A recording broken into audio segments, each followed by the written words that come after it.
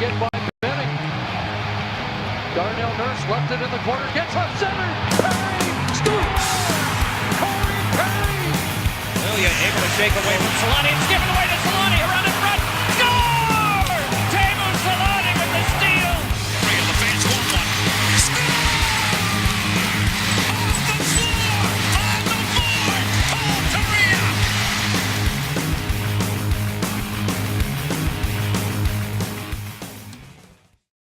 Hey everyone, we're back. It's a Ducks update podcast for their forever mighty postseason show. We don't do games, but we want to talk about our Duckies here during the Stanley Cup final. So what's happening? We got all three of us here today.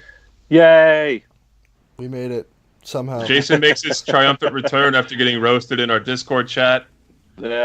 Yeah, I don't contribute to anything apparently. I'm just an observer. I was sitting there, it's like, holy crap, you guys are a-holes. It doesn't matter. When was this? I mean, this was yesterday, like the day before yesterday. Oh wow, I didn't see this. I gotta go check it Yeah. out. Chris Smith came to his defense. Yeah. It was like what? I think it was Bombay was just saying. He's What just is he? ripping. Yeah, I know. Yeah, it was. This is because of the draft show. No, I think. I think possibly because of the draft show, so I wasn't there. I don't know. So I don't know. Yeah, he said something about that, and he said something about like how Jason almost like he was drunk on the show before, and Jason was like, "Yeah, it was a drunk pod." Yeah, it was a drinking show. So go Bombay figure that one out. Bombay. Yeah, But we're back. hang. We've got plenty of stuff to talk about. Mostly, I mean, the Ducks are just sitting on their hands, waiting to hire a coach. For whatever reason, they don't want to hire a coach. They're just waiting around. Maybe, Bobby's so old school, he's just going to wait until the Stanley Cup playoffs are over because every possibility has to be sought out there, right? You can't let anything go beyond a team having someone available, but they won't let you talk to them because they're playing. About the only way they're going to get talked about right now is if they're not doing something right. So we might as well just wait a little bit, see if the Ducks' name can get in the headlines. But this is also something that he said at Bob's breakfast was that he was going to wait till the playoffs were over before they named a head coach. So he's just holding on to that. But at this point, all sides are pretty much pointing to Eakins. I mean, there's a couple of fringe ones, but no one with real head coaching experience. So my opinion is going to Eakins. It's just wait until the playoffs are over. It's a formality at this point. I don't know. We got a lot going on. You never want to be the last guy, though, right? Like, you never want... They're the last team now. Everybody else has hired a coach. Buffalo's got a coach. Who else came in and got a coach? Ottawa got a coach. Like, Yeah. Everybody's Phillies. come in now and got one, except for the Ducks. Yep. I don't know. I don't know what it is about them with waiting around, but like more exciting things have happened in the league. I mean, Jeff Skinner just signed a monster deal. Kevin Hayes just went to the Philadelphia Flyers, at least his rights did. Now they got to kind of convince him to want to sign there and play for Alain Vigneault again. But Bob's just doing his he's the old-time hockey guy. I don't want to interrupt anyone's business. I don't want to stir the pot. Just going to sit back here and then make the calculated move at the end of the playoffs. But we got that. We got trade rumors swirling around. The Athletic articles are blowing up about the Ducks, which is great, thanks to Dillman, Cooper, and Stevens. So plenty of stuff going on. Ed, where do you stand, or like how many candidates are there really? Basically, what's been out there, like 5 or 6? Yeah, Eric Stevens put out an article saying that there was 5.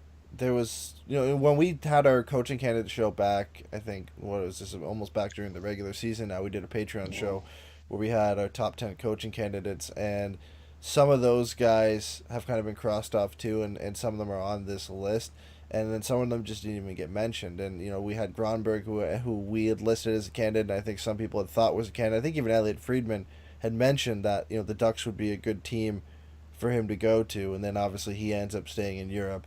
And then, Eric Stevens now comes out and says that there's 5 different guys, and that's been narrowed pretty much down to 4, presumably because Scott Sandelin, who was one of the guys on that list, who was a coach at the University of Minnesota, he's apparently working on signing an extension. So that list that was now 5 has been cut down to 4, and it's, of course, Dallas Eakins is part of that list, and then you've got Rick Bowness and Todd Nelson, assistant coaches with the Dallas Stars. And then you've got, who's the other guy? Todd Nelson and Rick Bowness. Lane Lambert was the assistant coach with Barry Trotz and the Islanders.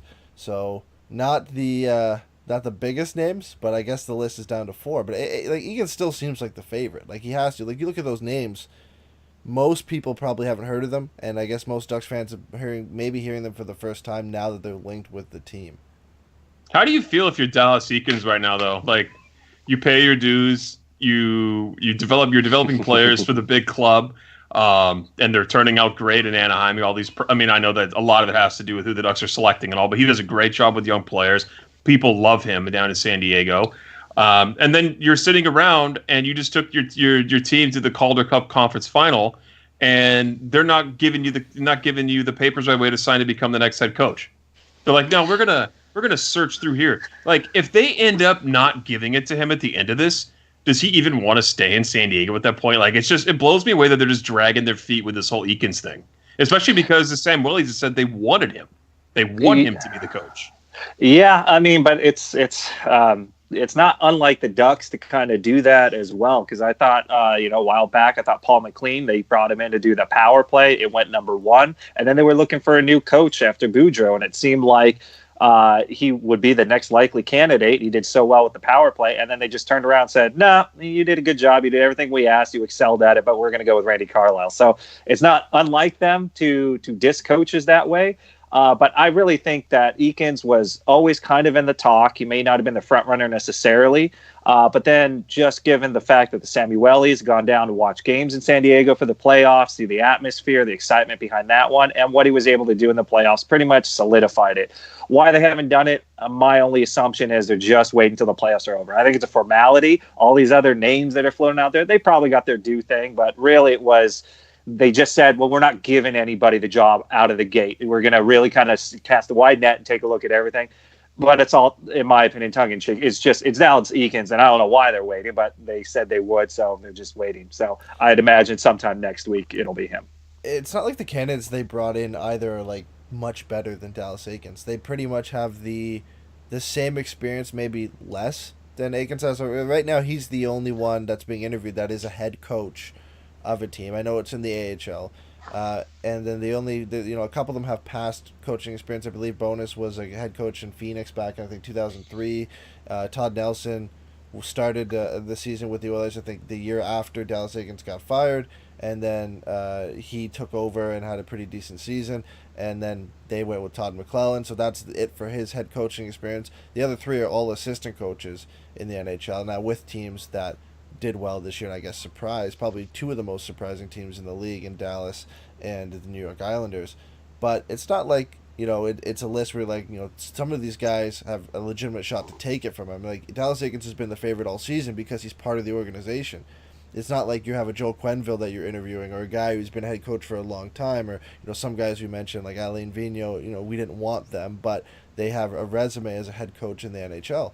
These guys are pretty much at equal with Dallas Eakins, maybe a little bit less depending on how you look at head coaching experience in the AHL, but they're still taking their time. Like you said, they're casting a wide net and looking at 4 or 5 different guys, maybe more. I mean, these are the only 5 names that have seemed to come out. I know at one point, I think Elliot Friedman mentioned that Paul Vincent, who coaches the Manitoba Moose in the AHL, was a guy that could be rumored, and we've heard, all year different names come up and down that have kind of disappeared now, but I don't see how it's not going to go to Dallas Eakins, but it is weird they haven't announced it. Like, every other team has gone with it. It's weird that they want to wait until after the playoffs. They're going after guys that are all defensively, I guess you could say, is like their, for lack of a better word, their forte. Yeah, defensively is the word I'm looking for. Like Rick Bowness, same thing.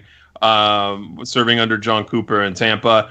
And you look at Lane Lambert, right? Same thing. Or Lambert, same thing.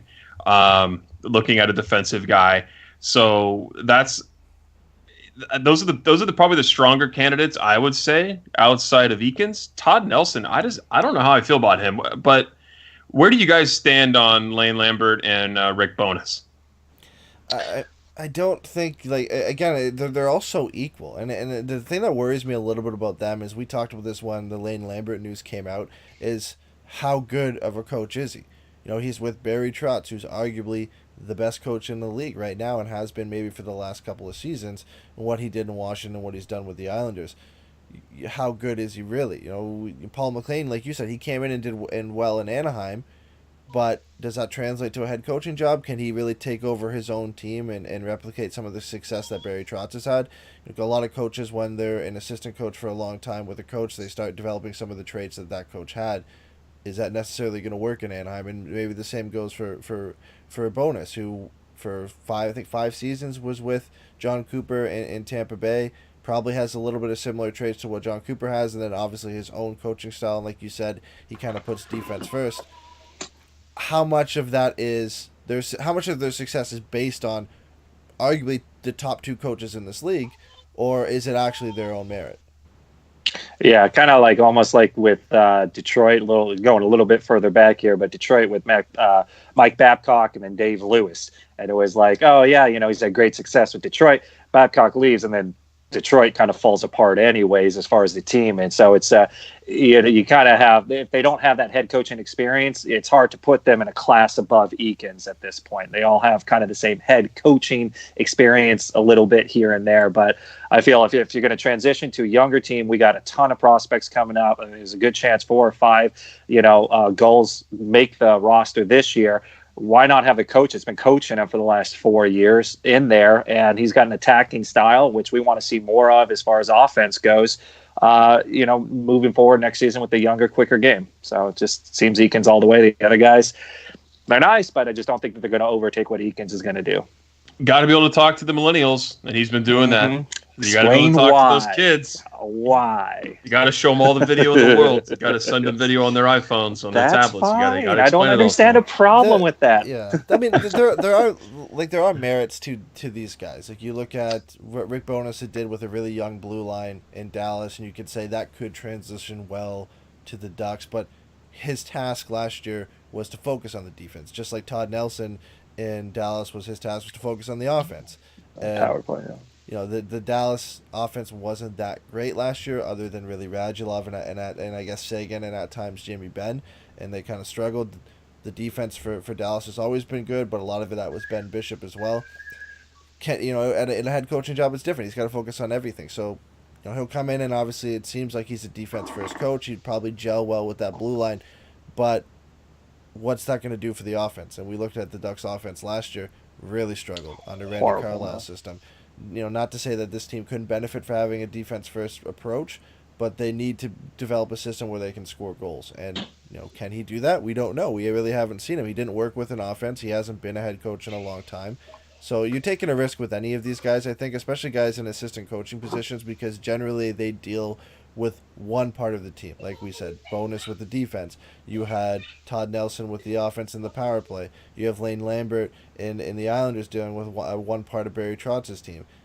But with, I guess, Sandelin before he was taken out of the mix, and Dallas Eakins, at least that these guys have had recent experience running an entire team and understanding how that works and being able to fully understand that at a recent experience. So I still think that makes Dallas Eakins a favorite, especially because he's worked with a lot of the Ducks players, and it's just less of a risk. And we know how much Bob Murray loves to not have to take risks. He loves to go with the low risk, high reward. Dallas Eakins seems like the lowest risk with the highest possible reward at this point.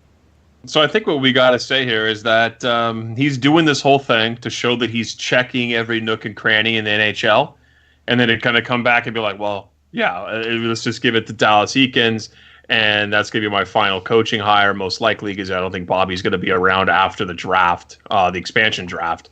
So it's the easy move, but why the hell wasn't Dave Tippett part of these conversations? Curious? Are you guys curious about that? Part of these conversations? Yeah, that too. Like, what happened with, like, everyone thought that Dave Tippett was going to be the next coach up in Seattle, but he was the head of player this or that up in Seattle with a new team, and then goes to Edmonton. Like, that's there's still a lure though. There's still, like, Edmonton has the history behind it. They've got Connor McDavid. There's a whole thing, like, they're supposed to be good. And, a coach wants that opportunity. Like, you look at how Edmonton has just struggled with head coach. We thought Todd McLellan was going to come in there and be the guy based on what he did in San Jose, and it didn't work out there, and they couldn't figure things out. A lot of it is because the team is just built poorly. They don't have any depth. I think you could throw any Sorelli. Yeah, you could throw any head coach in with that Edmonton team last year. They're probably not going to make the playoffs because it's just Connor McDavid and Leon Draisaitl, and that's it. I feel bad for Dave Tippett because it's going to be a tough season for him, especially because he's already come out and said that he wants to play McDavid with Draisaitl, which means they're going to have to somehow find some depth in that offense in free agency or at the draft or something.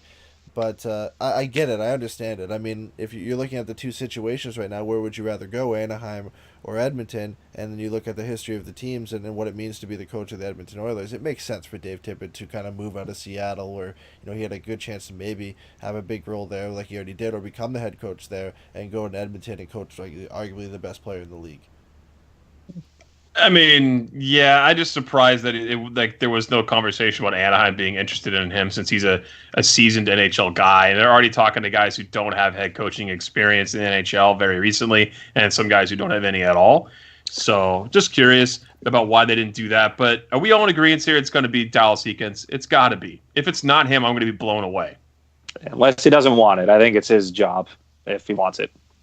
Yeah, I would assume he wants it, right? Like, again, I think, like we've said, Bob Murray is just kind of checking every nook and cranny, like you said, casting a wide net, trying to show that he, and maybe not even just trying to show, just making sure he's covering all his bases, checking what's out there, seeing if maybe some guy can come in and wow them, and based on what they say and what they find out about this guy, and looking at similar options to Dallas Eakins. You could argue that, these guys, Todd Nelson, Bonus, and Lane Lambert, are some of the best options when it comes to assistant coaches out there that are available. So we had listed Todd Nelson in our coaching candidates back when we did this before, and there's only a few other assistant coaches in the NHL that we had listed, and some of these guys have been taken off. Sheldon Keefe was a guy that I think we all thought would be a really good rival if you had to pick between Dallas Eakins and Sheldon Keefe. I think a lot of people were split, and then he re-signed with the Marlies. So they're decent options, but it's always been pretty much most of the season, it felt like it was Dallas Eakins' job, not just based on what he did and the fact that he's in the organization, but what not only Bob Murray but the owners have said. It just kind of seems like it was his job, and they just got to make sure that they're not missing out on somebody else that could be better. They've got to check those bases. They got to make sure that this is the right hire, because it was a horrible season, and they got to make sure they move on with the right guy from Randy Carlyle. The other thing, too, is they could also be interviewing these guys and asking if they want to take on an assistant role and basically say, hey, if you're willing to move over here, there's a potential. If the Dallas Eakins thing doesn't work out in a season or two, you're within the organization, these players, you might get that opportunity to jump back up. Or they might even want to just hear what their thoughts are, what the team needs, or what direction to go. And all that is good information for the GM to maybe think about, contemplate moving forward. So you're not going to hurt anything by getting more input from other people, especially outside the organization, and that can kind of help direct you in the future, even if you don't necessarily go to hire that person. It's going to be Todd Nelson or Dallas Eakins, but it's going to be Dallas Eakins, I think, running the helm there. The only bummer is that the guy with the nicest hair out of all these candidates is Lane Lambert, and he's probably not going to get the job. He has a nice hair? He's got the best hockey flow for sure. Okay, Eakins has pretty sharp style. He's got the sharp style. He's got the comb back look. He hasn't gotten any bald spots on top. Dallas Eakins has got like that substitute teacher hair that with a part on there. I'm not digging it. I'm gonna miss seeing good hair behind the bench. After Randy Carlyle, I don't know who's gonna top it. Yeah, Bruce Boudreau. Or Bob Murray, even. Oh, yeah, we need some hair back there. We don't like guys, no coaches with facial hair and no coaches with hair on the top of their head either. We got rid of that. Let's be honest, that's why Gromberg didn't get the job, right? Because he has that beautiful beard. The nice beard. Didn't want to commit to it. Yeah. They were intimidated by the Swedish beard. They very much were. Same with the walrus. That's why he didn't get it. Oh, man, it's all making sense now. Yeah. Can't do it. We just can't have hair. It's definitely Dallas Eakins. What we got next, Ed? Well, there's been trade rumors, I guess, dating back to about 2 weeks, not just with the Ducks, but just a lot of guys kind of wanting out of different teams. The Ducks have been linked to a few of them. I think the first one that came out was Jason Zucker, and it came out with the Phil Kessel news at the same time, because it was rumored that they were going to swap Phil Kessel for Jason Zucker. That didn't end up. Phil shut that down. Yeah, he wasn't. He didn't seem like he wanted to go to Minnesota. But in that same article where they mentioned that Phil Kessel could possibly get swapped for Jason Zucker, they listed Anaheim as one of the possible destinations or teams interested in Zucker. And it's interesting because it feels like every time the Ducks play Minnesota, Jason Zucker either scores or has a very good game. He seems to be one of those guys that jumps up and plays well against the Ducks. And he's not a bad player. 3 straight over 20-goal seasons. His best season was 2 years ago where he had 33 goals and 64 points. Other than that, he hasn't passed 50. So he is only 27. He was kind of a late bloomer. He is a left wing. Could fit on the Ducks. But does this not feel like a move you make if you think you're going to be competitive? If you're going to get Jason Zucker, you're probably moving out a younger player or prospect to get him. I don't know who you would trade on this team as a roster player, unless it's maybe Adam Henrique, to go out and do a 1-for-1 type deal. I don't think we need another 40-point guy who makes $5 million. It just doesn't make sense to me. That's the biggest problem I have. He's got a limited no-trade clause. So he has to submit a 10-team no-trade list. So obviously Anaheim's not on that list, or I don't think this article would be out there. But he's got 4 years left on his deal. We'll put him at 31. But we don't need another 40-point guy. I just don't need another 20-goal scorer taking up a wing spot that someone who could come in from San Diego and produce for. I think it's a dumb move if Anaheim makes it.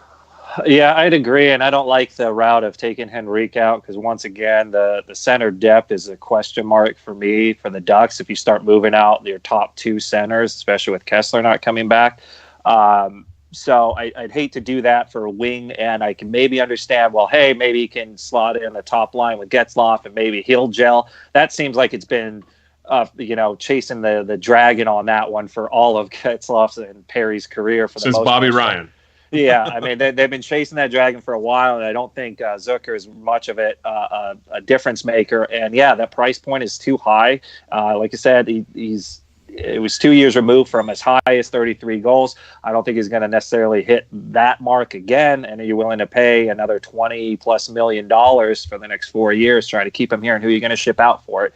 It doesn't make a whole lot of sense. It's, just pulling at something just because he has a Southern California connection. I believe he grew up here, was born here. Newport Beach. Newport, yeah. So, we'll see. So it makes sense why they maybe want to look at it. But unless there's just not enough salary cap room to really bring him aboard. And I just don't see much of a fit. The Ducks want to go younger and quicker like they started to do last year and what they're probably going to do this year.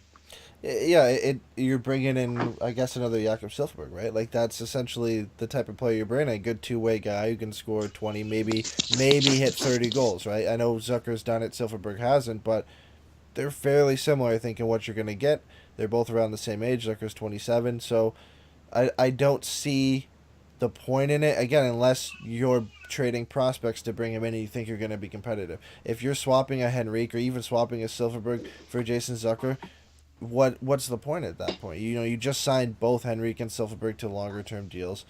It doesn't make sense. You're not going to move a Kasha. If you can somehow get a steal, I guess, where you can move out Richie and maybe some other cap space somewhere and bring in Zucker and try and be competitive there, sure. But it doesn't really fit with what the Ducks are trying to do, what it seems like they're trying to do. I mean, they're all over the place, I guess. They're talking about rebuilding and trying to get younger and bringing in a less experienced coach. But then also there's rumors that they're out trying to go get Patrick Marleau and bring him in. No. So good segue. Yeah, like it's weird because you've got left wingers. Obviously, it seems like they're looking for left wingers when the only 2 names they've been officially linked to are Jason Zucker and Patrick Marleau. And those are both left Is that real? Where'd you hear the Marleau news? Is it really? Yeah. Elliot Friedman mentioned on Primetime Sports that the Ducks could be interested in Patrick Marleau. And he was referencing the fact that they were interested in him when the Sharks were trading him originally when he ended up moving to Toronto. So maybe it's just him saying they'd be a good fit or they could be interested because they were before, or it could be him saying that they are kind of sniffing around again. I don't really know. The connection here is that obviously Toronto is in pretty much cap hell, and this is the whole reason why Marleau even went to Toronto is they gave him that third year. And they gave him that third year at $6.5 million, which wasn't pretty. They were paying him for the first 2 years, and now they're trying to find a way out of it. The problem is they're going to have a hard suitor. He's got to waive a no trade clause on top of that.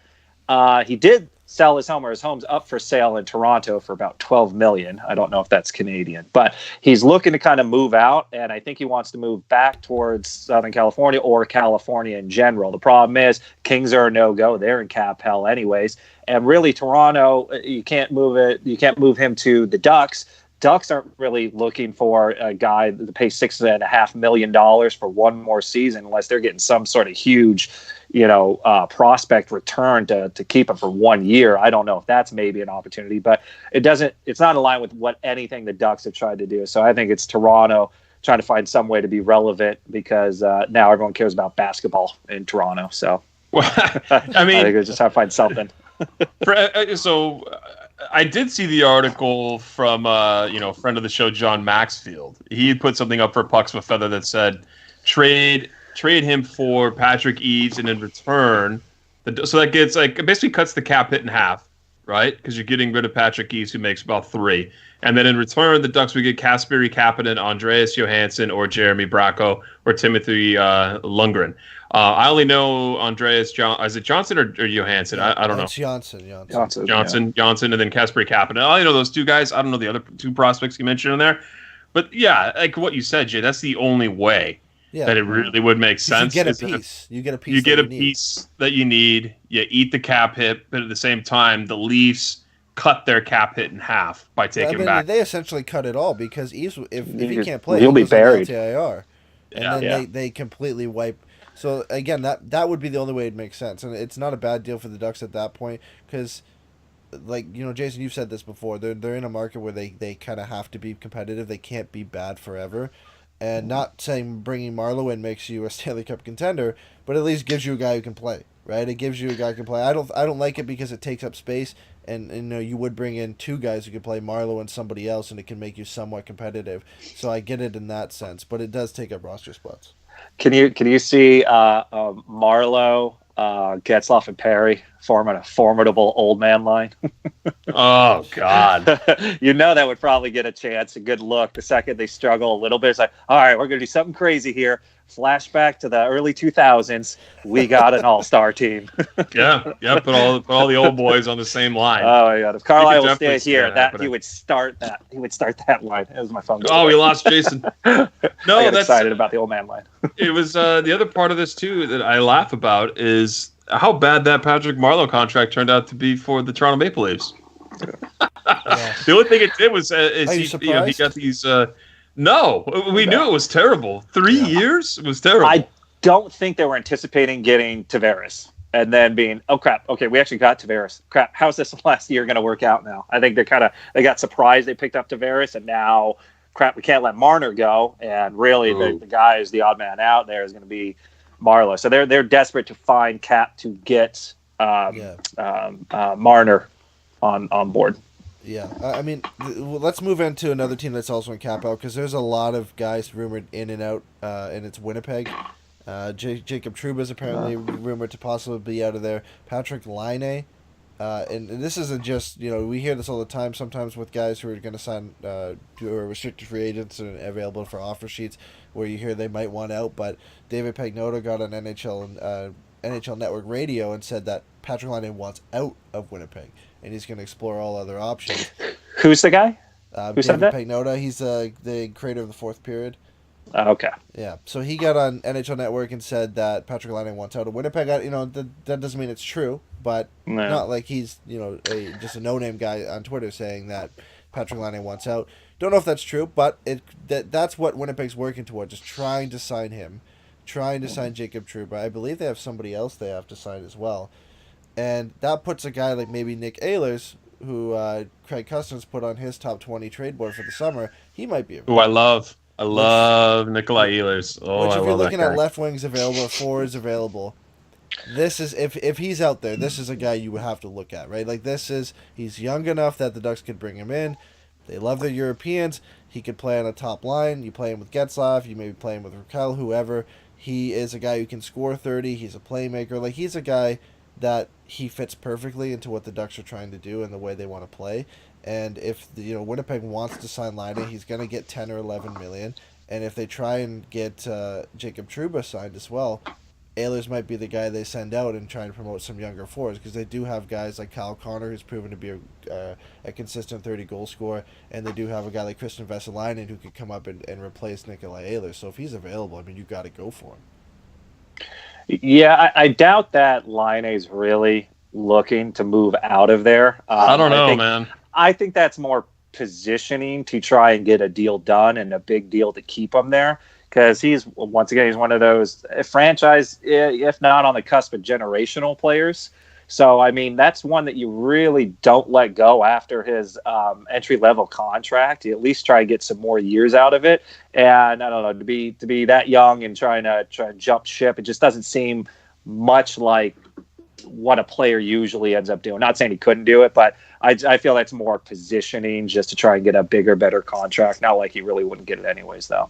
I don't know if Eddie, do you remember what Steve Cordiano said about Patrick Laine?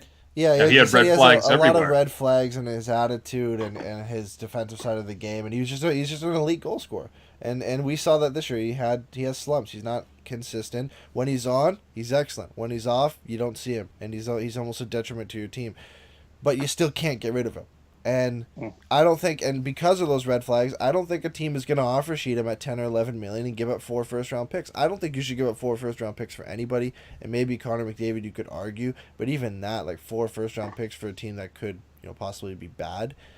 Mitch Marner, I don't think you give up 4 first-round picks, and I think he's a lot better player than Patrick Laine as a complete player. But I think Winnipeg gets this done. Canadian? It's Canadian. That's exactly why. I'm not good. I think they get it done. I think they get Patrick Laine done. They have to. You can't trade this guy. You can't trade him at the end of an entry-level contract. He's a guy who could potentially threaten for 40 every year. Not many guys can do that. Really, the only guy consistently we've seen do it is Ovechkin. So that's not a guy you get rid of. But when you think of the fact that Laine needs a contract, Kyle Connor, who I think is back-to-back or maybe back-to-back-to-back 30-goal seasons, he needs a contract.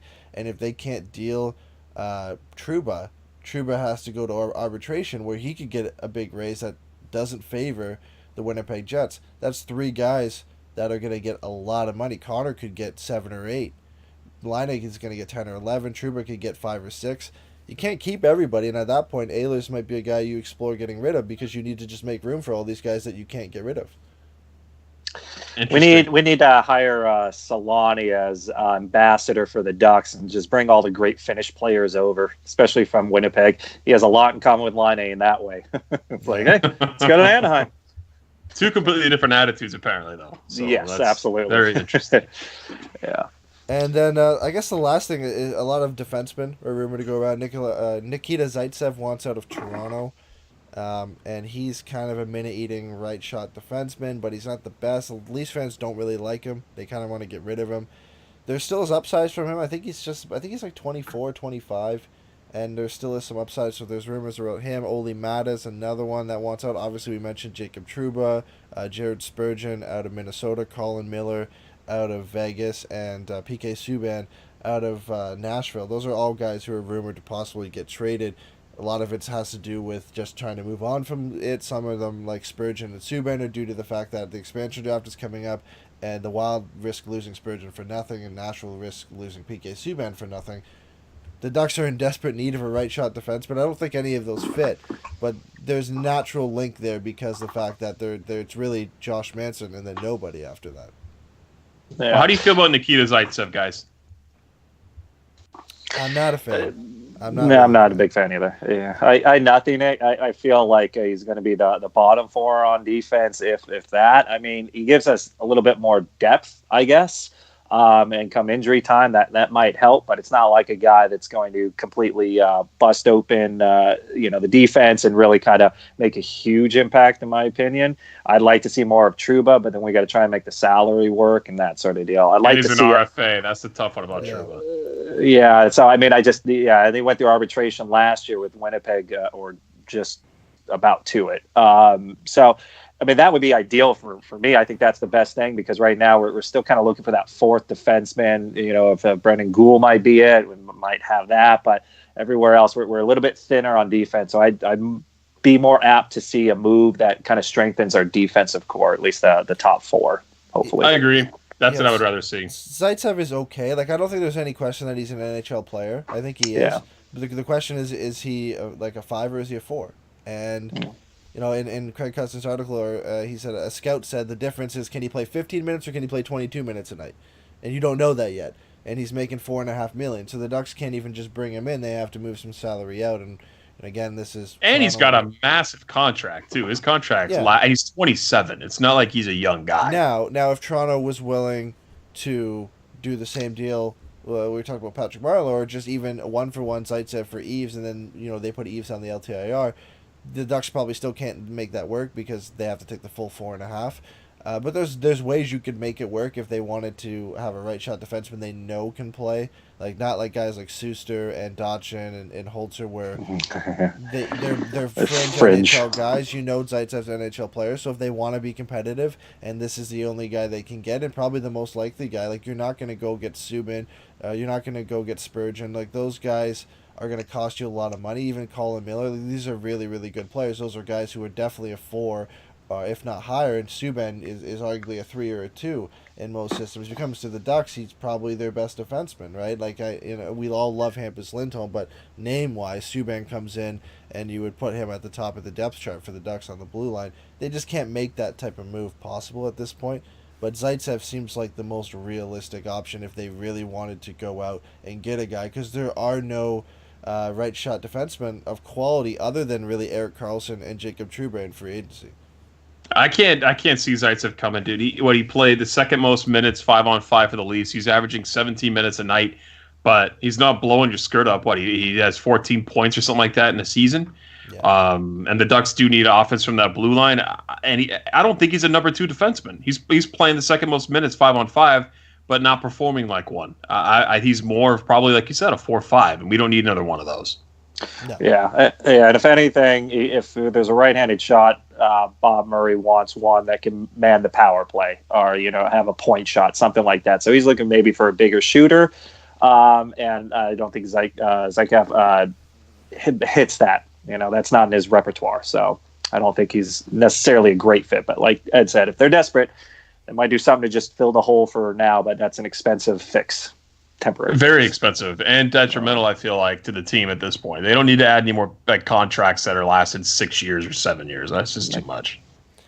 Well, that's it for trade rumors. The last thing we really have is the Ducks. This kind of, I think, came out the other day, and some people found, I think James Myrtle was the first person to tweet out that Leafs former director of sports science and performance, Jeremy Bettle, left the organization, and then a few people did their own investigative journalism and checked his LinkedIn page and found out that he's the new director of high performance for the Anaheim Ducks. Normally, I don't think we would care about anything like this, but I hadn't even heard of this guy before, but he's been apparently doing some magical things with the Maple Leafs in terms of preventing injuries and getting players back from injuries quicker. And when you look at the Ducks' history the last few years with injuries, I guess even like Jason, you said this before we started the show, the last decade the Ducks have dealt with injury problems. And it seems like every year there's some of their top players, at least everybody goes down at some point for a couple of games. This kind of carries a little bit more weight behind it. And there's a great article on The Athletic that you can check out that kind of talks about this entire thing. I think it was written by James Myrtle as well. And it really talks about all of his accomplishments and what he's done with the Leafs. But a quote from it that I want to read really quickly before we get into it says that from all indications, he believes that you can predict injuries before they happen precisely by nipping them in the bud with data. It's why James Van Riemsdyk and Matt Martin were held out of a game in late October, and why the team has occasionally canceled morning skates and practices and mixed in a healthy amount of days off. I don't know much about this, but it's clear to everybody seeing it that the Ducks have injury problems or have problems keeping their players healthy or preventing injuries. He, from what I've read, seems like the perfect guy to bring in and do that. I'm glad they finally went out to address this, because how many times have we talked about the fact that how can you fix this? Before we're like, how do you fix 6 years in a row? How do you like? It was literally the problem. Like, how do you fix this? And there's nothing you could do. It has to be the Ducks, conditioning staff. Well, it turns out it must have been, and that they realized they had a problem. They brought in, arguably, I guess, one of the best in the business to fix it. Yeah, and I think they had a little stat there where, as far as Toronto players that have played 80 plus games last season, I think they had 7 or 8 players that played 80 plus games. The Ducks had 1. So, I mean, that's already, if you can get halfway there and we get 4 players, I mean, that's huge. Short of, your Coglianos, there's just not too many players on the Ducks that tend to last through the entire season. So, it's all good things. And let's put it this way, it can't get any worse than it's been. So, I mean, any sort of, acknowledgement and, move towards improvement, that's all you can kind of hope for. So, who cares? And let's see where it goes from there. But, kind of really under the radar type signing that no one would have really ever thought about until you go like, yeah, the Ducks really are constantly injured. So the guy, he's coached rugby. He's helped NBA stars like Kevin Garnett, Deron Williams in the weight room develop. I'm reading this off the Athletic article from 2017, by the way. Develop post-injury recovery processes for athletes at a physical therapy clinic, trained athletes at a premier sports science facility, and overseen the strength and conditioning program of a prestigious California university. Has a PhD in human performance, a master's in exercise science, and another degree in sports and exercise science. So he knows a lot about taking care of the human body and what's best for it. And the Ducks, I mean, obviously need it. I mean, outside of mumps, I mean, every other thing that's happened to the Ducks has just been horrific injuries. Yeah. Like the bumps were terrible, but it was a league-wide thing that apparently Minnesota, I think, spread that they won't admit to or something like that. Yeah. My favorite, and I think I brought this up before. I don't know if it was on our Puck Guys when we did it. We used to. I think so. We did, yeah. But he did the when I said that Sidney Crosby looked like Quagmire from Family Guy. And like super huge chin on his face. Yeah. Brutal. Bumps. But yeah, this is a great move for Anaheim. They need it, dude. They really, especially with all the old guys on this team. Yeah. We need to keep guys in the lineup here. They needed this before with Ryan Kessler, honestly. To maybe help him along in his development. Maybe he could have got back a little bit sooner or a little bit healthier. And now, of course, his season is done for next year, and possibly his career is done. Not saying this guy could have came in and helped. And it's not something we normally talk about, right? Like normally you just gloss over this, and when you hear these behind the scenes hirings, whether it's it's somebody in the training room, but this is big for the Ducks.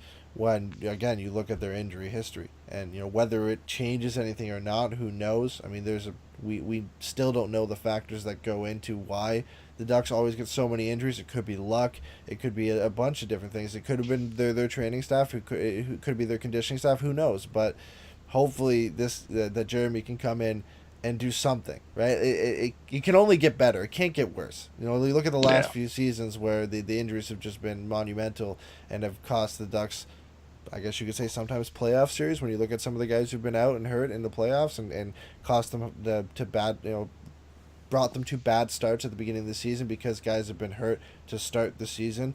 Both years we've had a significant amount of guys out to start the season. If he can come in and remedy that or fix it a little bit, it's a win. Hey, so the Ducks also got nominated, you guys. Did you see that? Yeah. The 2019 Sports Humanitarian Team of the Year. Yeah. That's crazy. At first I thought it was just hockey related, but that's all of sports. Yeah. They do a lot. The Dodgers, Chicago Fire, and New York City FC. And it's back-to-back years for the Ducks, I think, right? That they got nominated for that. So. Not only if they could do more for their season ticket holders, just throwing that up. Just a little something. Make it for you. Come on. Have a human side. Oh, we got to talk about one more thing while we have time. I know we got a little extra time here. Yeah. It's really nice to know that Jason's not the only one receiving crazy mail from fake people. Gosh, yeah. I saw that all over Twitter in the last week. People talking about it all over the hockey sphere, everywhere. People were like, "Okay, yeah, I miss not getting this." Like, posting pictures of it. Like, for those of you who don't know, Jason, tell everyone what you've gotten twice now. Twice, unsolicited snail mail. So this is not an email. This is not me saying, "Hey, send me articles on whatever the hell you want." But they are random articles. 2 years ago, it said that it was addressed from the senior marketing director for the Anaheim Ducks. His name's like Scott or Steve or something like that. Anyways, it was apparently came from his house. It had his return address, and it was just someone went online, printed out stuff on Getzloff. This is back when he had the fine for the homophobic slur. And so they sent me a whole bunch of articles on what Andrew Shaw did that was, homophobic slurs and things like that. Things I didn't ask for, got that. And then I got another one about a month ago that was talking about goalie wingspan and their dexterity between left and right hand, and it should really be focused more on this. And then they're talking about, you want to bring down the goalie gear, do this. I have no idea why I'm getting any of this stuff. So I think it was Chip from Totally Offsides got the exact same thing mailed to her the day after I got it. So it's all over Twitter too. Look it up, man. Okay, that's crazy. I don't know why. It's crazy. If that person is listening to the show, if the person who does this listening to the show, send me some. I want he feels some memorabilia. I want something. I want some memorabilia. He's jealous. Yeah. He's jealous. I am jealous. Jason's got Jason and these other guys got. You can have my stuff. I'll give it to you. Send some to Ed. I don't know if they get mail in Canada, but I don't think so. Too far. It's only U.S. bound.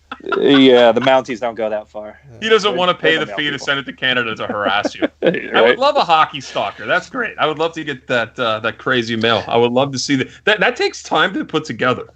Find my address. I mean, that's pretty easy. Yeah, I guess. But you can do he did it as mine was the return address and then sent it to somebody I've never met. They didn't pick it up or whatever, and it got mailed back to me. I have no idea why they're sending it out in my name. So then it looks like I'm a creeper. So now I'm thinking it never even came from the Anaheim Ducks guy. They just kind of did the same circumvent thing and went to me. And I was, it's creepy, man. It's not fun. It's like, what is this? And then my wife got mad because it was a woman's name that I apparently had sent it to. Oh, yeah. So who's this? Who's this? And I'm like, I have no idea. But I did that do I know this person? Have I met her through, one of the watch parties or something? My mind's turning. She's just staring at me, daggers. And I'm just like, I can't think of this. Or then it looks suspicious. Oh, it's so good. Oh, yeah. So great. So great. I love it. What do we got coming up, guys? We got a Pucks and Brews show that'll be free for all this month. Wrapping up the Stanley Cup final. Talking about off-season stuff, talking about the league as a whole. We're going to ask for listener questions. That's coming up here in the next few days. We're probably going to wait till after the finals are over. Sunday's over if the Blues win tomorrow, and then Wednesday it'll be over. If it goes to Game 7. You mean when the Blues win tomorrow? So my prediction is 100% correct because on our last show I said it's going to come out. The Bruins are going to win Game 1. Blues are going to win Game 2. It's going to come out after Game 4, tied at 2, and the Blues are going to win Game 5 and Game 6. So off a missed call. More controversy in the NHL, my friend. We don't have the time to discuss it. Yeah, there's that, and then Chara breaking their, smashing his jaw. Just you can't predict that. And getting away with it. We have that too. So many. It wasn't cocaine. It was Raven's Revenge, the old school candy. They had the back stocked up in Russia, and that's what he had. It was a powdery substance. Sticks. Yeah, or that. It's either one of those. Yeah. Well, me and Pat can tell you about our snorting antics when we were youngins too. That's for another time. we can drug related. Talk about this one. It's not drug related. It's really stupid related. Yeah, of course not now. Yeah, of course not. Yeah. That's all we got for today, everybody. Thanks for tuning in. We'll be back here in a couple of days with Pucks and Brews, so stay tuned for that. It's usually a Patreon-only show, but we're opening that up here in the off-season a little bit to show people what we got. And we'll talk to you guys then. Bye, guys.